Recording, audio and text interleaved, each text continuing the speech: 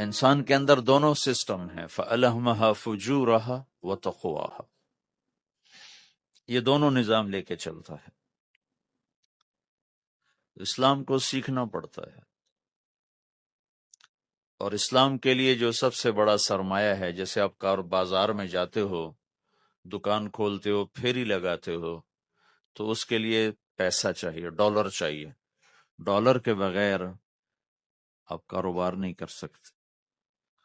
اسلام کے لیے ایمان چاہیے، ایمان کے بغیر اسلام پہ چلا نہیں جاتا، جانتا ہوگا چل نہیں سکے گا۔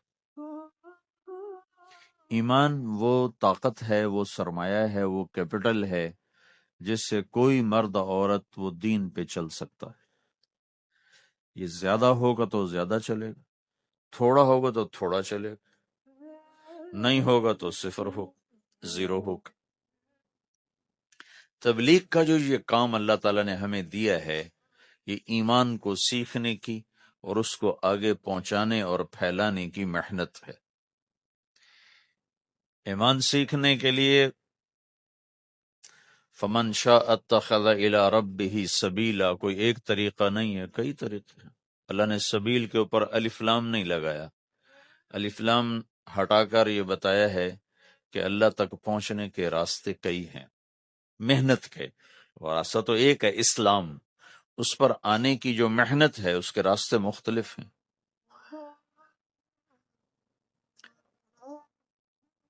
ہاں، آگے پہنچانے کے لیے تبلیغ کے سوا اور کوئی راستہ کوئی، یہاں آ کر تبلیغ منفرد کا کام منفرد ہو جاتا ہے کہ کسی محنت میں گشت کوئی نہیں سوائے تبلیغ، صرف تبلیغ ہے جس میں گشت ہے کہ خود چل کے جاؤ۔ اگر میرے پاس وہ میرے کالج کا لڑکا نہ آتا تو مجھے تو نہیں پتا تھا تبلیغ کیا چیز، نہ دین کا پتا تھا نہ دنیا کا پتا تھا۔ تو کوئی چل کے آیا اور اس نے ہاتھ پکڑا، اور دعوت ہے ہی بے طلبوں کے لیے، مدرسہ تو طلب والوں کے لیے، وہاں تو تعلیم ہوتی، تبلیغ نہیں ہوتی۔ خانقاہ تو طلب والوں کے لیے ہے، اور دعوت بے طلب لوگوں کے لیے، جو سننا نہیں چاہتے، جو قریب نہیں آنا چاہتے، اور ایسا طبقہ کروڑوں اربوں کی تعداد میں موجود، انہیں دین پر لانے کے لیے یا دین کی بات ان کے کان میں ڈالنے کے لیے سوائے گشت کے اور کوئی عمل کوئی۔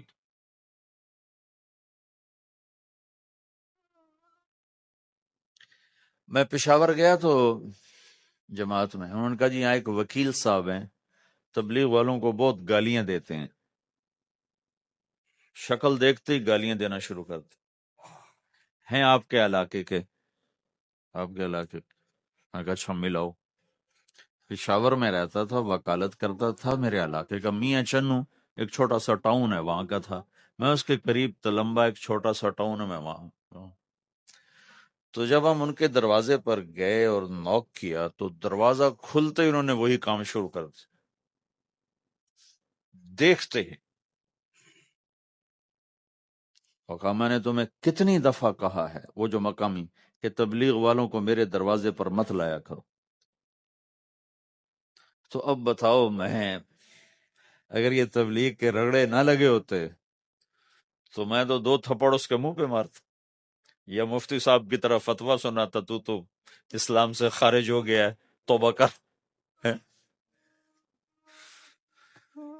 میں نے اس سے کہا بھائی میں تو تبلیغی بن کے آپ کے پاس نہیں آیا،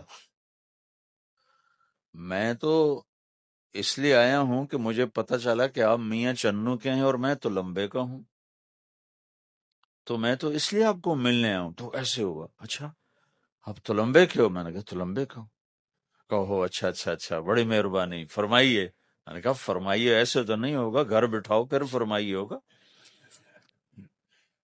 تو اس نے دروازہ کھولا، ہمیں بٹھایا، میں نے کوئی تبلیغ کی بات نہیں کی،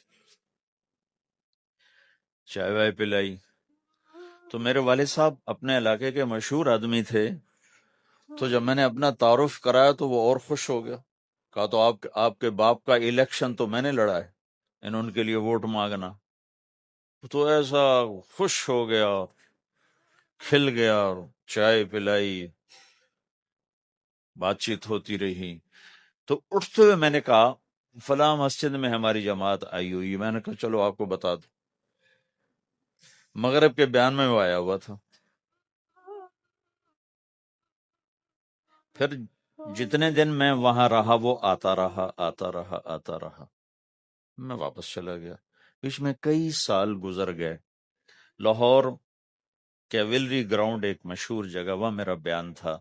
جو کرکٹر آئے ہوئے تھے، ان کو ہم نیا سعید انور، انضمام، مشتاق، ان کو ہم قریب کر رہے تھے اس وقت، نئے ان کو قریب کر رہے تھے۔ تو یہ لوگ آئے ہوئے تھے۔ تو بیان کے بعد ان کو لے کر ہم ایک کمرے میں بیٹھے، اس کمرے کی دیوار شیشے کی تھی۔ تو لوگ اندر آنے کی کوشش کر رہے تھے، تو ان پہرے والے ان کو روک رہے تھے۔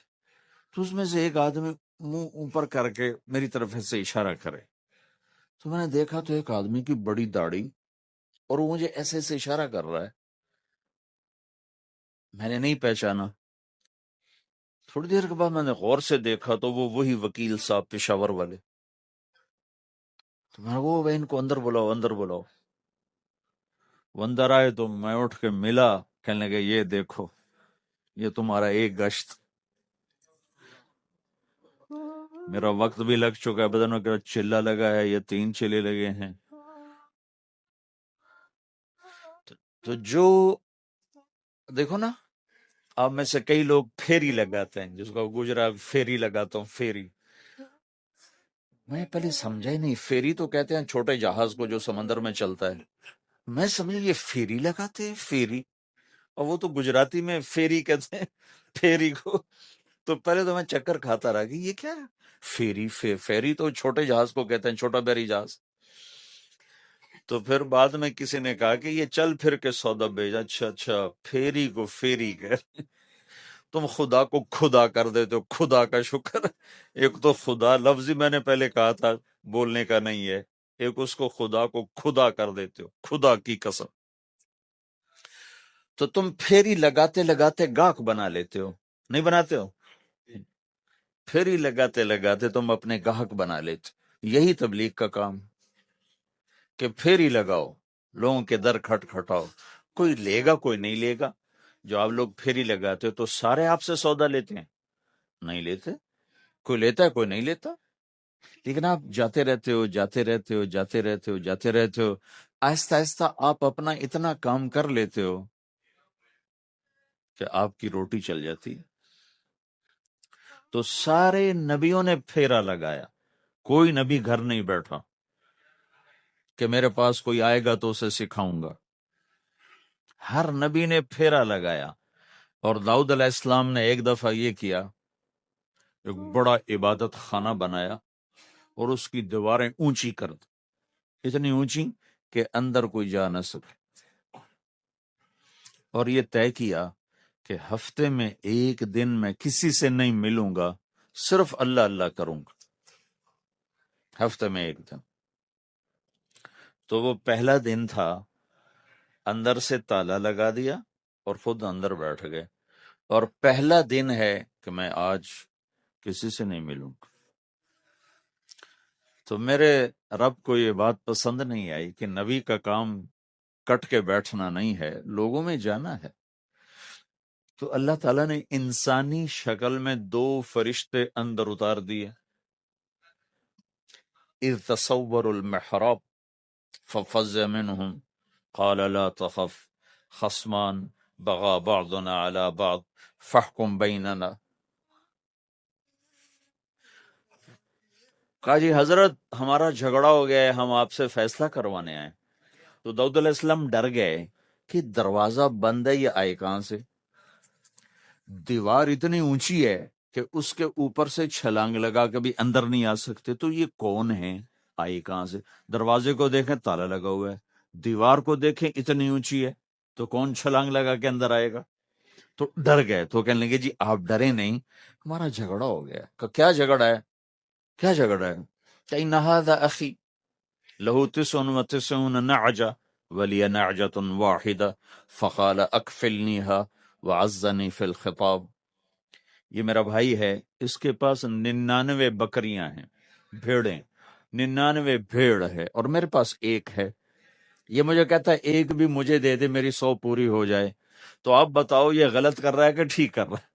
اب یہ فیصلہ تو آپ چھوٹے سے بچے سے بھی کروا سکتے ہو. نہیں، یہ تو لطیفہ سا بن گیا، داؤد علیہ السلام کے لیے لطیفہ بن گیا کہ ایک آدمی کہتا ہے جی میرے پاس 99 ہے، تیرے پاس ایک ہے، تو ایک مجھے دے دے، میری 100 ہو جائیں.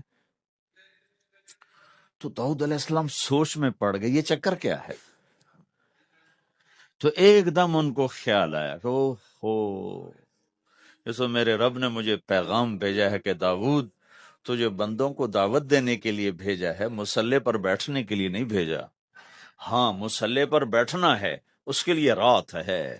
قم اللیل الا قلیلا نصفہ او انقص منہ قلیلا او زد علیہ ورتل القرآن ترتیلا. چل ومن اللیل فتہجد بہ نافلۃ لک عسى ان یبعثک ربک مقاما محمودا.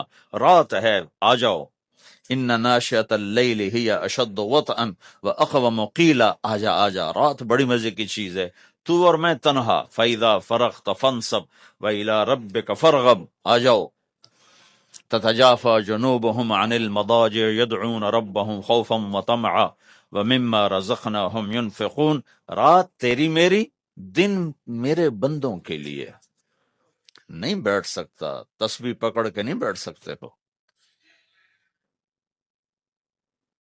تو اس پر داؤد علیہ السلام سجدے میں گرے. آیت سجدہ ہے اس لیے میں نہیں پڑھتا ہوں. سجدے میں گرے اور کہا یا اللہ معافی کر، یا اللہ معاف کر دے، یا اللہ معاف کر دے. میں نے دروازے بند کر لیے، حالانکہ یہ میرے منصب کے خلاف تھا، اس پر اللہ سے معافی مانگ. تو چل کے جانا نبیوں کی صفت ہے، یہی ہماری صفت. اس امت کو یہ کام دیا گیا کہ یہ اوروں کے پاس جا کے اپنا سودا پیش کر، اپنوں کو بھی سنبھالے اور غیروں تک بھی پہنچے. نہیں سنتے پھر جاؤ، نہیں سنتے پھر جاؤ، کیونکہ دلوں کا پھیرنا اللہ کے ہاتھ میں ہے، تیرے ذمہ آواز لگانا ہے. اللہ تعالیٰ نے تقسیم کر دی. قم اللیل الا قلیلا، رات اللہ کے پاس آج. دن میں کیا کر، ان لک فی النہار سبحا طویلا، تیرا دن میں کام بہت زیادہ ہے. سبحا طویلا، دعوت کے کام کو تیرنے سے تشبیہ دی ہے. سبح تیرنے کو کہتے. اللہ کے نبی کا ایک گھوڑا تھا جس کا نام تھا سبحہ، میں نے بتایا تھا پہلے دن. وہ اتنا تیز چلتا تھا جیسے تیر رہی ہو، اس لیے اللہ کے نبی نے خود اس کا نام سبحہ رکھا تھا، تیرنے والا. تو تبلیغ کے کام کو تیرنے سے تشبیہ دی کہ آپ نے لمبا تیرنا ہے. اور مکے میں تو پانی کوئی نہیں، تو کہاں تیرنا ہے جی؟ سارے مکے میں پانی کا قطرہ کوئی نہیں زمزم کے کنویں کے سوا، تو تیرنا کہاں ہے؟ یہ اس دعوت کے کام کی بڑی خوبصورت تصویر ہے، سبحا طویلا. حالانکہ اللہ فرماتا ہے ان لک فی النہار شغلا طویلا عملا عظیما جہدا طویلا، لیکن سبحا طویلا. جو آدمی چل رہا ہوتا ہے اگر وہ بیٹھ جائے تو کوئی نقصان تو کوئی نہیں. گاڑی چلا رہا ہے، کہیں گاڑی روک لے تو کوئی نقصان تو کوئی نہیں، تھوڑی دیر سے پہنچ جائے گا. کہیں گاڑی کھڑی کر کے کافی پینے لگ گیا تو کوئی مسئلہ تو کوئی نہیں ہے، آدھا گھنٹہ دیر سے گھر پہنچ جائے گا. تیرنے والا پانی میں اتر گیا، اب یہ رک سکتا ہے؟ کیوں بھائی؟ اگر یہ کافی پینے کا ارادہ کرے تو کہاں جائے گا؟ تو مچھلی کے پیٹ میں جائے گا. پانی میں اترنے کے بعد اختیار ختم ہے، اب تیرنا ہے. کہاں تک؟ دوسرا کنارہ جب تک ہاتھ میں نہیں آتا تیرنا ہے. سبحا طویلا، جب تک آخرت کا کنارہ ہاتھ میں نہیں آتا اے میرے نبی تجھے دعوت کا کام کرتے ہی رہنا ہے، کرتے ہی رہنا ہے، کرتے ہی رہنا ہے، تیری چھٹی کوئی نہیں. سبحن میں یہ اشارہ تھا کہ چھٹی کوئی نہیں، یہ موت تک کا کام ہے. وَاعْبُدْ رَبَّكَ حَتَّى يَأْتِيَكَ الْيَقِينُ. ہائے ہائے، جب یہ آیت اتری یا ایھا المدثر قم فانذر وربک فکبر، اے میرے محبوب اٹھ جا، اٹھ جا، میرا پیغام سنا، تو لیٹا ہوا ہے۔ تو اس پر آپ نے کہا خدیجہ انقطع ایام النوم والراحہ، میرے آرام کے دن چلے گئے، میرے سونے کے دن چلے گئے، میرے رب نے مجھے کہا ہے اٹھ جا اور میرا پیغام سنا۔ تو اس وقت تو کوئی جاننے والا نہیں تھا، تو پہلے آپ چپ کے بات فرما رہے تھے، پھر اللہ نے کہا کھل کے کہہ، تو پھر آپ نے کہا میں خدیجہ میں کس کو کہوں، میری کون سنے گا، من ادعو من یستجیب۔ تو حضرت خدیجہ نے عرض کی یا رسول اللہ آپ دعوت دینے میں پہل کریں، میں لبیک کہنے میں پہل کرتی ہوں۔ تو بھائیو، دعوت ہمارا سرمایہ ہے، دعوت سے ایمان بنتا ہے، ایمان سے عمل بنتا ہے۔ تو اگر آپ اس دعوت میں حرکت کرتے رہو گے، ان لک فی النہار سبحا طویلا، کل میں نے اس پر تھوڑی تفصیل سے بات کر دی تھی، آج میں اس سے اگلی بات کرنا چاہتا ہوں، لیکن اس کو بار بار سننا اس لیے ضروری ہے کہ آدمی بڑی جلدی بھول جاتا ہے، اور نفع سامنے نہ ہو تو اس کے لیے قدم اٹھانا، مال لگانا مشکل ہو جاتا ہے۔ آپ پھیری بھی تو لگاتے ہو، تو شام کو پیسہ ہاتھ میں آتا ہے تو تھکاوٹ چلی جاتی۔ میں نے ایک شخص سے کہا تھوڑا تبلیغ میں وقت دے دو بھائی، کہا جی مجھے گولیاں لگی تھیں تو اس کے بعد میرے بدن میں درد ہوتا ہے تو میں ٹائم نہیں دے سکتا، لیکن میں اسے دیکھتا تھا وہ صبح سے شام تک اپنے دکان پہ کھڑا ہوتا تھا، کھڑا ہو کے کام کرتا تھا۔ تو ایک دن میں نے اس سے پوچھا یہ تو دکان پہ کھڑا ہوتا ہے، اس کا درد تمہیں نہیں ہوتا؟ تبلیغ میں تو اتنی مشقت نہیں ہے۔ وہ کہنے لگا جی روز درد بہت ہوتا ہے، لیکن میں جب شام کو پیسے گنتا ہوں تو سارا درد چلا جاتا ہے، سارا درد چلا جاتا ہے۔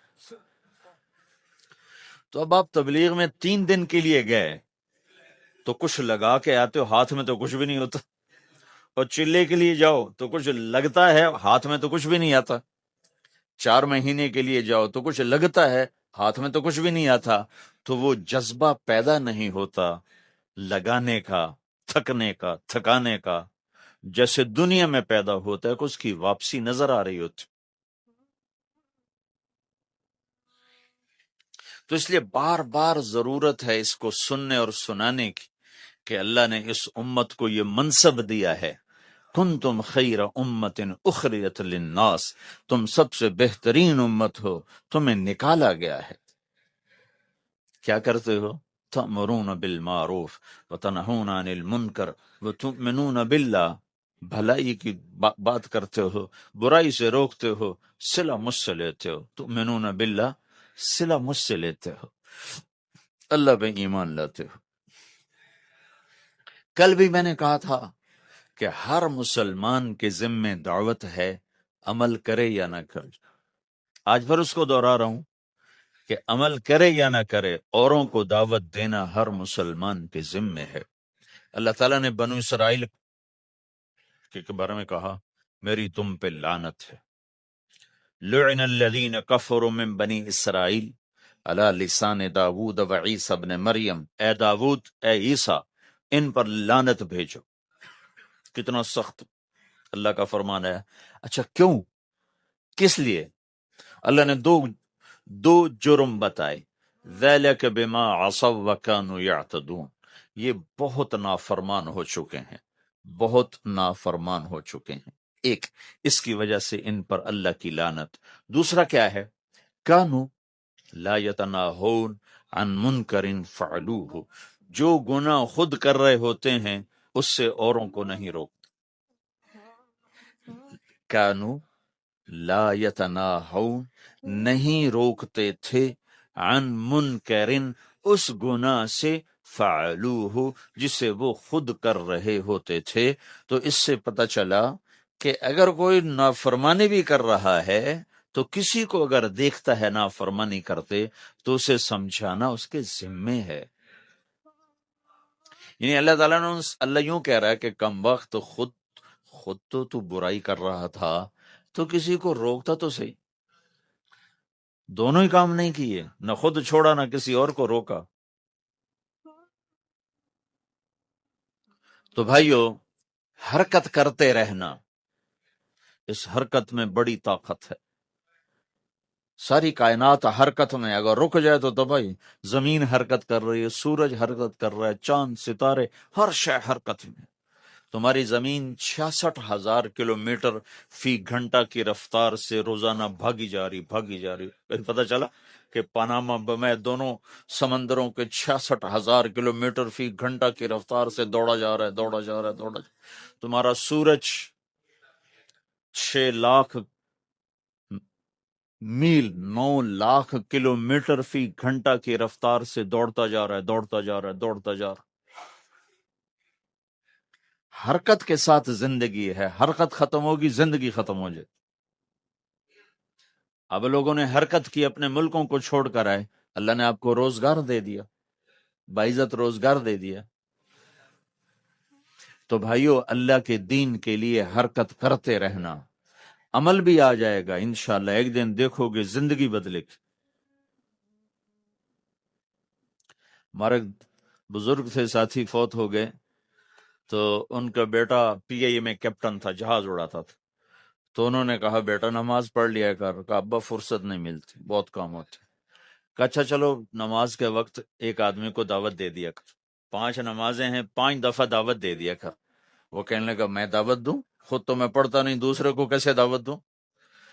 کہا بیٹا ایک تو میری مان لے، نماز کا انکار کیا ہے تو یہ تو مان لے کہ چلو کسی کو کہہ دیا کر کہ بھائی نماز پڑھا کرو۔ کہا چلو یہ تو آسان ہے، میں کہہ دوں گا۔ تو اس نے اپنے ابا کی بات مان لی، ہر نماز پہ 1-2 کو کہہ دیتا بھائی نماز پڑھا کرو۔ اس کے والد فوج میں جرنیل تھے، یہ کیپٹن تھا، دونوں کی ملاقات نہیں ہوئی۔ 6 مہینے بعد باپ بیٹا کی ملاقات ہوئی، تو دیکھا تو کپتان صاحب کی داڑھی بھی اور ماتھے پہ محراب بھی۔ انہوں نے کہا بیٹا یہ کیا ہوا؟ کہا آپ نے مجھے پھنسا دیا۔ وہ جب میں لوگوں کو کہتا رہا تو میرے اپنے اوپر اثر ہونا شروع ہو گیا کہ میں اپنے آپ کو ملامت کرنے لگا کہ اوروں کو تو کہہ رہا ہے، خود تو پڑھتا نہیں۔ کہا اس نے مجھے کھڑا کیا اور میں نماز پہ آیا۔ پھر ایک دن شیو کرنے لگا، شیشے میں کھڑا دیکھ رہا تھا، تو میں نے کہا جب اللہ کو سجدہ کر رہا ہوں تو چہرے پہ نبی کی سنت بھی ہونی چاہیے، تو میں نے سیفٹی بھی پھینک دی، میں داڑھی بھی رکھ لی۔ تو تبلیغ کا کام کرتے رہنا، ہم فرشتے نہیں بن سکتے۔ ایک دفعہ ایک آدمی نے میرے اوپر بڑی چڑھائی کی، تم تبلیغ والے منافق ہو، کہتے کچھ ہو کرتے کچھ ہو، تمہارے قول اور فعل میں بہت فرق، بہت۔ جب ان کا غصہ اتر گیا تو میں نے ان سے کہا بھائی 100 نمبر تو اللہ نے بھی نہیں مانگے، آپ کیوں مانگتے ہو؟ اللہ نے کہا ہے فمن ثقلت موازینہ، جس کی نیکیاں بڑھ جائیں گی، گناہ تھوڑے ہوں گے تو پاس کر دوں گا۔ تو 100 نمبر تو اللہ نے بھی نہیں کہا کہ ایک گناہ تیرے کھاتے میں نہیں ہونا چاہیے، 100/100 نمبر لے گا تو جنت دوں گا، نہیں تو ریپٹ مار کے جہنم میں ڈالوں گا۔ تو 100 نمبر تو اللہ بھی نہیں مانگتا، اسے پتا ہے میرا بندہ کمزور ہے، کبھی گناہ کرے گا کبھی نیکی کرے گا۔ تو وہ کہتا ہے جس کے پاس 51 نیکیاں ہوئیں اور 50 گناہ ہوئے، تولوں گا تو 51 جھک جائیں گے نا، 50 معاف۔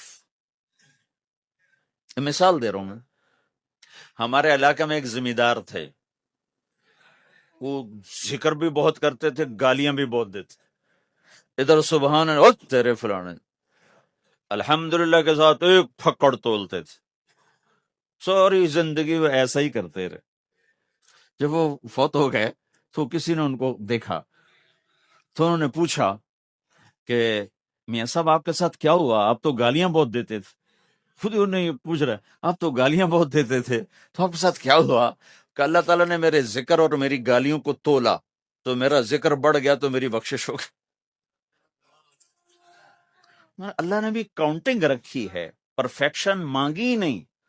اگر اللہ پرفیکشن مانگتا تو پھر آپ کہتے تم کرتے کچھ ہو کہتے کچھ ہو۔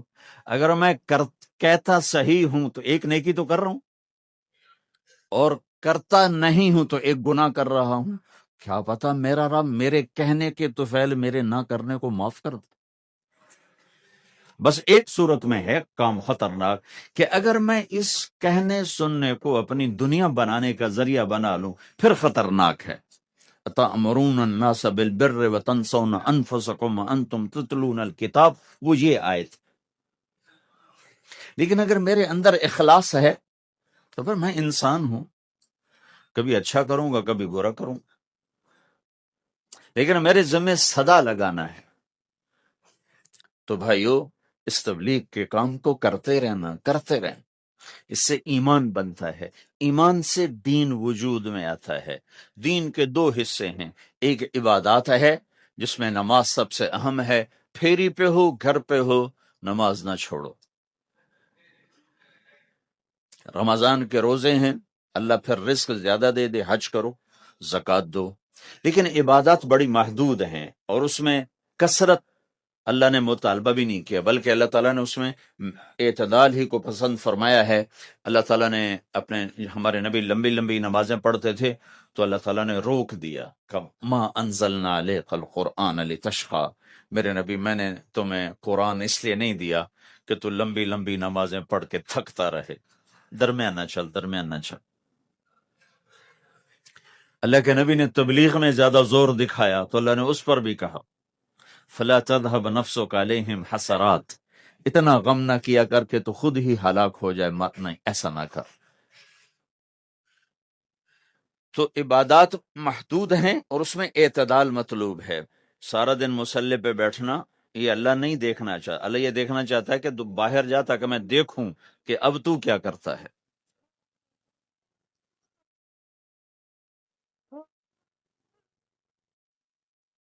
دوسرا حصہ اس کا اخلاقیات ہے، آپس کی معاشرت ہے.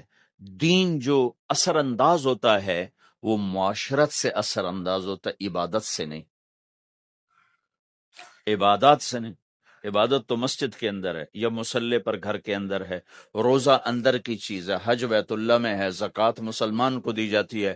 تو دنیا میں دین پھیلنے کے لیے اور اپنوں کو دین کے قریب کرنے کے لیے جو سب سے بڑا عمل ہے وہ بھائیو اچھے اخلاق.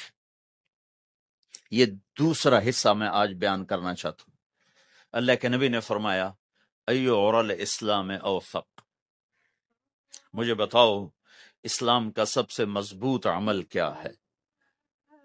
تو صحابہ نے کہا الجہاد، یا رسول اللہ جہاد. اسلام کا سب سے مضبوط عمل کیا ہے؟ صحابہ نے کہا جہاد. تو آپ نے کہا وحسن وما ہوا بہ، ہاں جہاد بہت اچھا عمل ہے لیکن سب سے بڑا عمل نہیں ہے، سب سے مضبوط عمل نہیں ہے. انہوں نے کہا جی الصلاۃ، نماز. تو ہم نے کہا ہاں وحسنۃ وما ہی بہا، نماز بھی بہت اچھی چیز ہے لیکن وہ نہیں جو میں پوچھ رہا ہوں، سب سے اعلیٰ، سب سے اوپر، سب سے مضبوط نہیں. تو انہوں نے کہا جی الحج، حج. تو آپ نے کہا حج بھی بہت اچھا عمل ہے لیکن وہ نہیں جو میں نے پوچھا ہے. پھر صحابہ نے کہا جی روزہ، آپ کا روزہ بھی بہت اچھا ہے لیکن وہ نہیں جو میں نے پوچھا ہے. تو پھر صحابہ نے کہا یا رسول اللہ پھر آپ ہی بتائیں، ہمیں تو نہیں پتا. تو ہمارے نبی عبادات سے اوپر لا رہے ہیں، اپنے ساتھیوں کو عبادات پہ قائم کر دیا. ہر آدمی نمازی بن چکا ہے، ہر آدمی روزے دار بن چکا ہے، ہر آدمی مالدار زکوٰۃ دینے والا بن چکا ہے، اور ہر آدمی حج کا جذبہ پیدا کر چکا ہے. اب آپ ان کو اخلاق پہ لانا چاہتے ہیں چونکہ اسلام کی تکمیل اخلاق سے ہے. اسلام کو تشبیہ دی گئی ہے گھر کے ساتھ، بنی الاسلام علی خمس. تو بنیا کا لفظ عمارت پر بولا جاتا ہے. تو اسلام کی بنیاد میں ہے کلمہ، نماز، روزہ، حج، زکوٰۃ. اگر اس مسجد کی بنیادیں بھر دی جائیں تو اس کو مسجد تو نہیں کہیں گے نا. ہاں جی بنیادیں ڈال دی ہیں، چھت ڈالنی ہے. جب چھت پڑے گی تو پھر یہ مسجد کہلائے گی. تو اسلام کی بنیاد قائم ہو چکی تھی، اب آپ چھت ڈالنا چاہتے تھے. چھت کیا ہے؟ وہ اچھے اخلاق ہیں. تو اب آپ ان کو اوپر لا رہے ہیں. تو آپ نے جب پوچھا تو انہوں نے وہی کہا جو انہوں نے ابھی سیکھا تھا، نماز، روزہ، جہاد، حج. لیکن آپ نے سب کی نفی کر دی، نہیں یہ بھی نہیں، یہ بھی نہیں، یہ بھی نہیں، یہ بھی نہیں۔ اچھا یا رسول اللہ آپ بتائیں، تو آپ نے فرمایا ان اوثق عر الاسلام الحب للہ والبغض للہ، اسلام کا سب سے مضبوط عمل وہ آپس میں اللہ کے لیے محبت کرنا ہے۔ اسلام کا سب سے مضبوط عمل وہ آپس میں اللہ کے لیے محبت کرنا ہے۔ اسلام کا سب سے مضبوط عمل وہ محبت ہے، اللہ کے لیے بغض ہے، اللہ کے لیے محبت ہے، یہ اسلام کا سب سے مضبوط عمل ہے۔ تو بھائیو، یہ چھوٹا سا معاشرہ اسلامی بن جائے، اس کے لیے بنیاد میں نے پہلے بتا دی، اب چھت بتا رہا ہوں، وہ ہیں اچھے اخلاق۔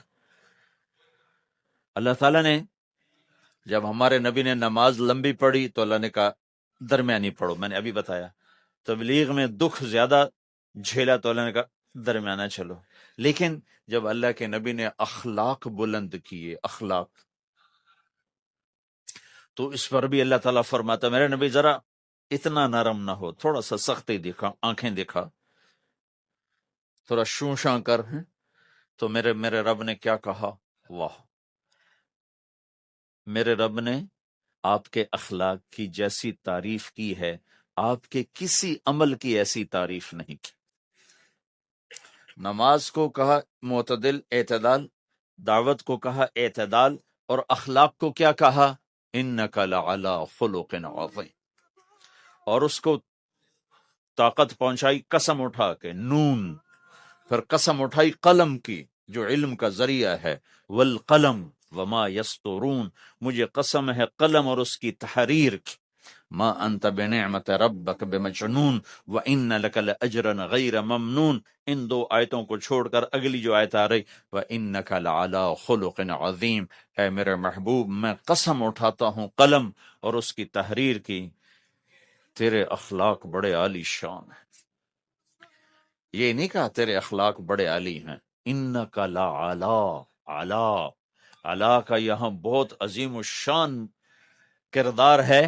علا یہ بتا رہا ہے کہ اے میرے نبی، جتنے اخلاق تصور کیے جا سکتے ہیں وہ سب تیرے تابع ہو چکے ہیں، اور تو ان پہ سوار ہو چکا ہے، تو ان پہ چھا چکا۔ علا چھا جانے کے لیے ہوتا ہے کہ تمام اخلاق تیرے غلام ہو چکے۔ ایک دفعہ آپ نے فرمایا اچھے اخلاق 360 قسم ہیں، 360 قسم، 360 صفات کا مجموعہ اچھے اخلاق۔ کوئی ایک صفت کسی کو مل گئی تو جنت میں چلا جائے گا۔ تو ابو بکر رضی اللہ عنہ سامنے بیٹھے تھے، کہنے لگے یا رسول اللہ افی یمنہا شیء، ان 360 میں کوئی میرے اندر بھی کچھ ہے؟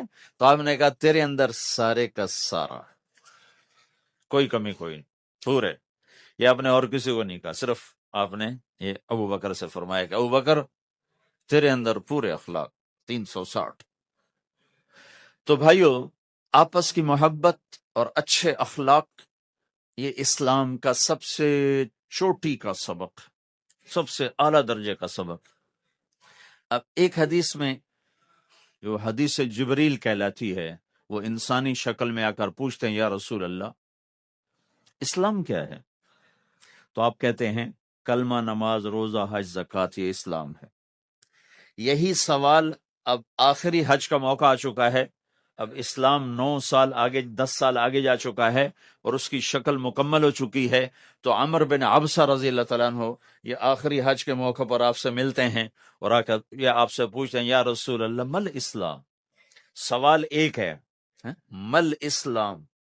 شروع میں مدینے کے داخلے کے شروع میں جبریل انسانی شکل میں آتے ہیں اور کہتے ہیں مل اسلام، اسلام کیا ہے؟ تو آپ کہتے ہیں کلمہ، نماز، روزہ، حج، زکوٰۃ۔ اب یہی سوال 10 سال کے بعد یا 9 سال کے بعد عمر بن عبسہ کہتے ہیں یا رسول اللہ مل اسلام، اسلام کیا ہے؟ تو اب جواب سنو، آپ نے فرمایا اطعام الطعام وطیب الکلام، میٹھا بول بولنا اور کھانا کھلانا۔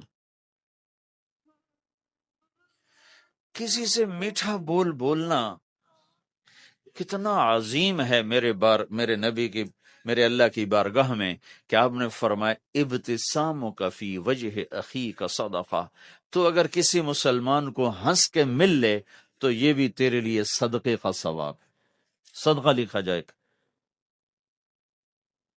جبریل کہتے ہیں یا رسول اللہ مل ایمان، ایمان کیا ہے؟ تو آپ فرماتے ہیں اللہ کو ماننا، فرشتوں کو ماننا، نبیوں کو ماننا، کتابوں کو ماننا، تقدیر کو ماننا، موت کے بعد کی زندگی کا اقرار کرنا۔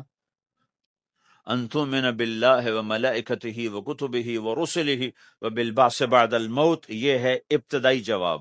اب یہی سوال عمرو بن عبسہ کرتے ہیں 9 سال کے بعد، یا رسول اللہ مل ایمان، ایمان کیا ہے؟ تو آپ نے فرمایا الصبر والسماحہ، صبر کرنا، معاف کرنا۔ سوال ایک ہے، جواب 2 ہیں، کیوں کہ جگہ اور نوعیت بدل چکی ہے۔ ابتدائے اسلام ہے تو عبادات بتائی جا رہی ہیں، انتہائی اسلام ہے تو اخلاق بتائے جا رہے ہیں کہ اے عمر، ایمان کیا ہے؟ صبر کرنا، معاف کرنا، صبر کرنا، معاف کرنا۔ تو بھائیو، جو ہمارا معاشرہ بنے گا اسلامی، گھر میں باہر، وہ بنے گا اچھے اخلاق سے، عبادت سے نہیں، علم سے نہیں، تبلیغ سے نہیں، وہ بنے گا اچھے اخلاق سے، میٹھے بول بولنے سے، درگزر کرنے سے، معاف کرنے سے، سہ جانے سے، اور بازار میں سچائی۔ بازار میں میٹھا بول نہیں، وہ تو ہر تاجر مسکرا کے ملتا ہے، ہاں وہ تو کاروبار ہے مسکرانا۔ سچا بول، الصدق ینجی والکذب یہلک، میرے نبی نے فرمایا سچ نجات دیتا ہے اور جھوٹ ہلاک کر دیتا ہے۔ تو بازار کے اخلاق ہیں صحیح بولنا، صحیح تولنا، دھوکہ نہ دینا۔ میرے نبی سے پوچھا گیا یا رسول اللہ مسلمان بزدل ہو سکتا ہے، ڈرپوک؟ آپ نے کہا ہو سکتا ہے۔ کہ یا رسول اللہ مسلمان بخیل ہو سکتا ہے، بخیل کنجوس؟ آپ نے کہا ہو سکتا ہے۔ کہ یا رسول اللہ مسلمان جھوٹ بول سکتا ہے؟ آپ نے کہا جھوٹ نہیں بول سکتے۔ آپ نے فرمایا میں اپنے امت میں ہر عیب کی توقع رکھتا ہوں کہ میرا امتی ہر گناہ کر سکتا ہے لیکن 2 کام نہیں کر سکے گا اگر وہ میرا امتی ہے، ایک جھوٹ کبھی نہیں بولے گا، ایک دھوکہ کبھی نہیں دے گا۔ اور یہ دونوں کام ہمارے پورے عروج پر ہیں۔ تو مسلمان دھوکہ نہیں دیتا کسی کو، مسلمان جھوٹ نہیں بولتا۔ تو اللہ کے نبی نے یہ نہیں فرمایا جو نماز نہیں پڑھتا وہ وہ مجھ سے نہیں ہے، میری امت میں سے نہیں، جو روزہ نہیں رکھتا میری امت میں سے نہیں ہے، زکوٰۃ نہیں دیتا میری امت میں سے، یہ نہیں کہا۔ آپ نے کہا من غش فلیس منا، جس نے کسی کو دھوکہ دیا وہ میری امت میں سے نہیں، میری امت سے خارج۔ تو آپ کی تجارت پاناما میں ایسی تجارتوں کو وہ اسلام کا بولتا ثبوت بن جائے۔ آپ کی جاب ہے تو ایسی ہو کہ اسلام کی پورا انڈونیشیا جو مسلمان ہوا ہے، مسلمان تاجروں کی تجارت سے مسلمان ہو۔ ملائیشیا، انڈونیشیا، فلپائن، ان علاقوں میں جتنا اسلام پھیلا ہے یہ تاجروں کی محنت سے پھیلا۔ کہاں کے تاجر؟ یمن کے عرب تاجر، ان کے عالی اخلاق، ان کا سچا بول، ان کا صحیح ترازو، اس نے لوگوں کے قلوب کو پھیر دیا کہ یہ پیسے کے غلام نہیں ہے۔ تو ہماری تجارت اس لیے نہیں کہ ہم پیسہ بنائیں، ہماری تجارت اس لیے کہ ہم تجارت میں اللہ کے احکام زندہ کریں، جس میں سب سے بڑا حکم سچ بولنا ہے اور دھوکے سے بچنا ہے، اور غلط کاروبار سے، غلط کام سے بچنا ہے۔ صرف ہم پیسہ نہیں کماتے، ہم اللہ کا امر دیکھتے ہیں کہ اگر میرے اللہ کے حکم کے مطابق ہے تو ٹھیک، اگر اس کے مطابق ہم چھوڑ دیں۔ تو بھائیو اپنی پہچان کرواؤ سچائی کے ساتھ، دیانت کے ساتھ، دھوکے سے بچتے ہوئے۔ ایک تاجر مجھے بڑے فخر سے بتا رہا، فیصل آباد کی بات، کہ جو میں صبح صبح قرآن پڑھ رہا تھا، دکان پہ بیٹھا ہوا، کپڑے کا تاجر، تو ایک گاہک آ گیا کہا جی آپ قرآن پڑھ رہے ہو، بھلے آدمی لگتے ہو، تو میں نے بیٹی کے جہیز کے لیے کپڑا خریدنا ہے، تو میں نے کہا آپ سے خرید لیتا ہوں۔ تو وہ پھر ہنس کے کہنا جی میں نے جی 16 روپے میٹر والا کپڑا 48 روپے میٹر میں بیچ دیا۔ میں نے کہا واہ بھائی واہ، قرآن کی قیمت بڑی تھوڑی لگائی تو۔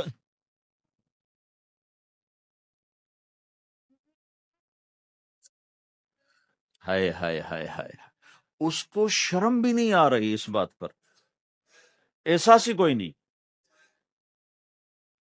کہ اس نے قرآن پڑھتے دیکھ کر اعتماد کیا، اور اس نے قرآن سے ہی اس کو دھوکہ دیا کہ پورے بازار میں 16 روپے گز ہے وہ کپڑا، وہ 48 روپے اس کو بیچ رہا ہے۔ اگر اوہو، اپنے نبی کی بات سنو، آپ نے کہا سچا تاجر قیامت کے دن نبیوں کے ساتھ کھڑا کیا جائے۔ کیوں؟ کہ ہر موقع پہ جھوٹ بولا جا سکتا ہے، پروفٹ کمایا جا سکتا ہے، دھوکہ دیا جا سکتا ہے، فراڈ کیا جا سکتا ہے، اور اس سے بچتا ہے بچتا ہے بچتا ہے بچتا ہے، نہ اپنوں کو دھوکہ دیتا ہے نہ غیروں کو دھوکہ دیتا ہے۔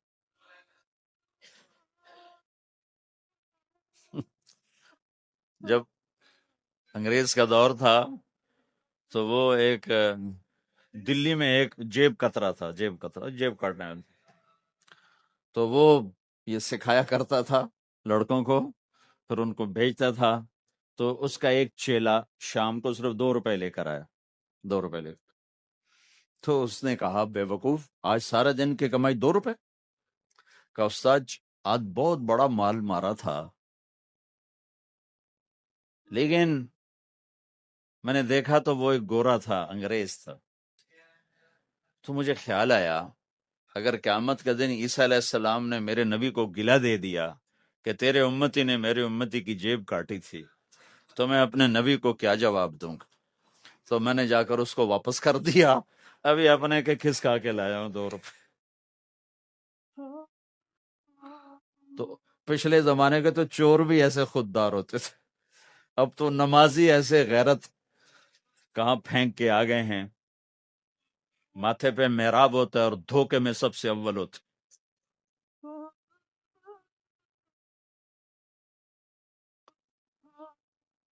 تو ہمارا اسلام صرف اس مسجد کی 4 دیواری میں نہیں ہے، ہمارا اسلام تو بارش کے قطروں کی طرح پھیلا ہوا ہے، آسمان کی بلندی ہے، آسمان کی وسعت ہے، جیسے اس سے زیادہ ہمارے دین کی وسعت ہے۔ تو آپ کسی دفتر میں ہو یا اپنے کاروبار میں ہو، تو اس میں بھی اللہ کے نبی نے آپ کو طریقہ بتایا ہے۔ تو بازار کے اخلاق ہیں مسکرانا نہیں، بازار کے اخلاق ہیں سچ بولنا، صحیح دینا، صحیح تولنا، صحیح سودے کا عیب بتانا۔ عبد الرحمن بن عوف رضی اللہ تعالیٰ عنہ کے بارے میں، وہ پہلے 10 صحابہ میں آتے ہیں، پہلے 10 صحابہ۔ آپ نے کہا ابو بکر جنتی، عمر جنتی، عثمان جنتی، علی جنتی، طلحہ جنتی، زبیر جنتی، سعد جنتی، عبد الرحمن جنتی، ابو عبیدہ جنتی، سعید بن زید جنتی، اس میں ایک عبد الرحمن۔ جب ان کا انتقال ہوا تو انہوں نے 3 ارب 10 کروڑ 20 لاکھ دینار چھوڑے ترکا۔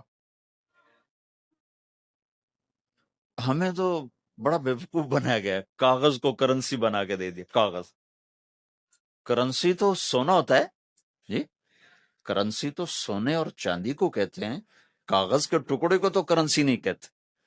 اور اب کرنسی بھی لے کر وہ کارڈ پکڑا دیے، جیب بھی خالی، اب کرنسی بھی کاغذ بھی کوئی نہیں، خالی کارڈ۔ اس کو کیا کہتے ہیں کارڈ کو؟ Credit card, credit card.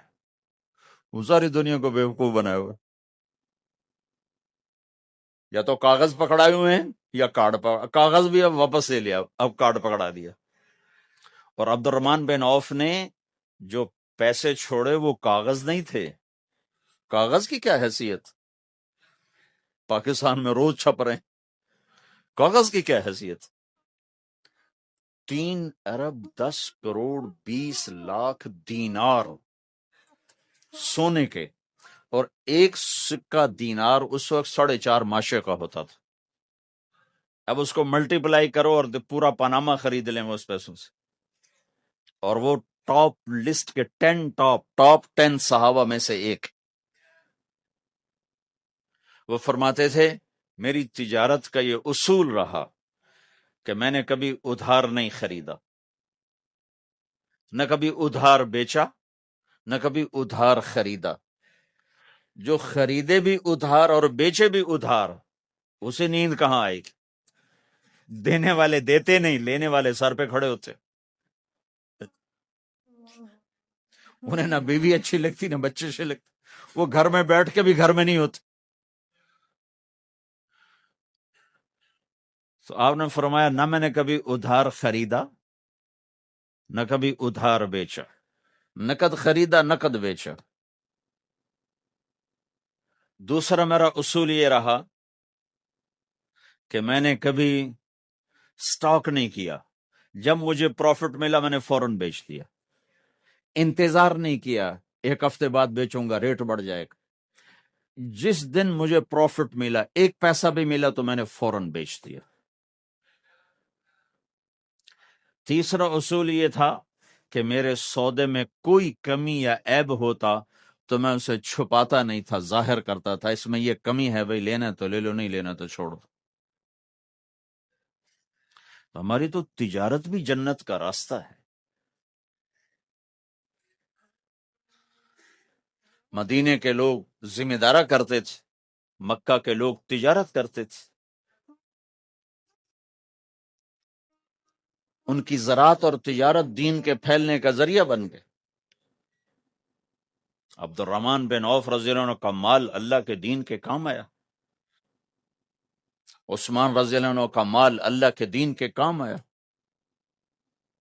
جنگ تبوک میں 10,000 آدمیوں کا سامان حضرت عثمان اکیلے نے دیا.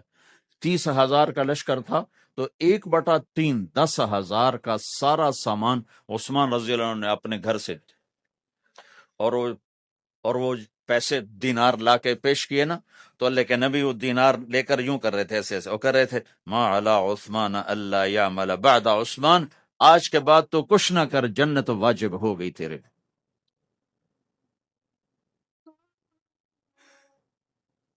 تو بھائیو ہمارا دین صرف ہمیں عبادت نہیں بتاتا، بازار کی زندگی بتاتا ہے کہ مسلمان بازار میں کیسے ہوتا ہے. کسی کے ہاں ملازم ہے تو اس کی نوکری کیسی ہوتی ہے، اس کی دیانت کیسی ہوتی ہے، اس کا بول کیسا ہوتا ہے. وہ پیسے پہ قربان نہیں ہوتا، وہ پیسے کو ایمان پہ قربان کرتا ہے. تو آپ کی تجارت بھی دین کے پھیلنے کا ذریعہ بنے گی.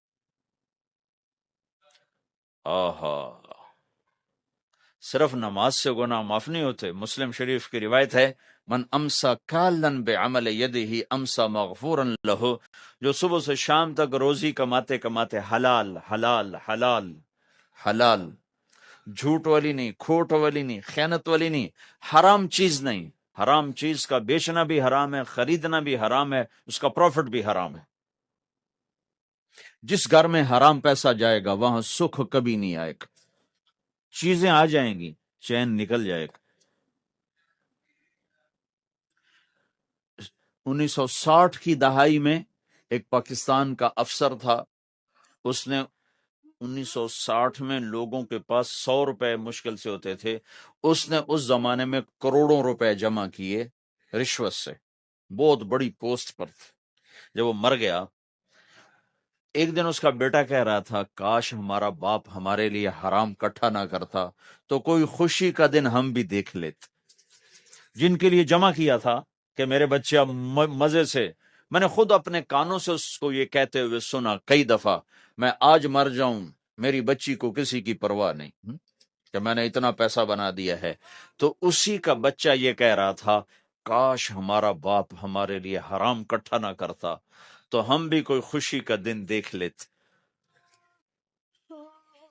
تو اللہ کے نبی نے فرمایا من امسا کالن بعمل یدہ امسا مغفور لہ، جو صبح سے شام تک حلال کمانے میں تھکتا ہے اور تھک کے واپس آتا ہے تو اس کے اس دن کے سارے گناہ اللہ معاف فرما دیتے.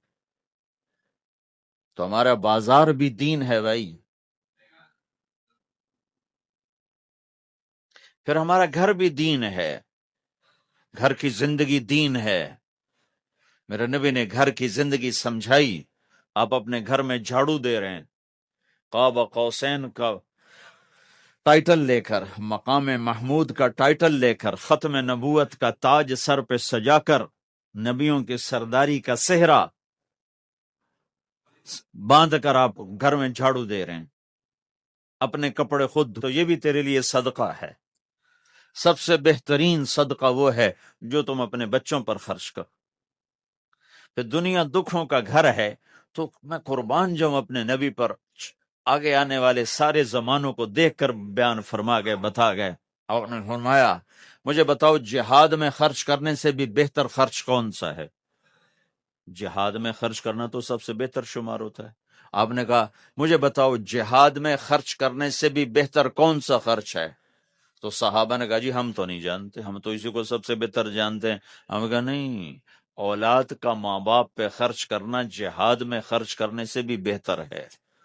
یہ کیوں فرمایا؟ کہ آگے نظر آ رہا تھا کہ اولاد نافرمان نکلے گی، لاکھوں بچوں میں سے کوئی ایک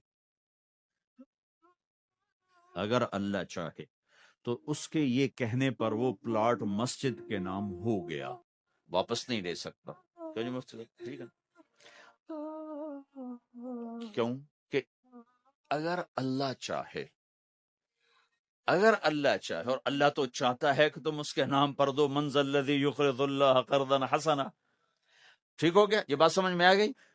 اب ایک آدمی یوں کہتا ہے انشاء اللہ میری بیوی کو 3 طلاق، اگر اللہ چاہے تو میری بیوی کو 3 طلاق، تو علماء فرماتے ہیں یہ طلاق نہیں ہوگی۔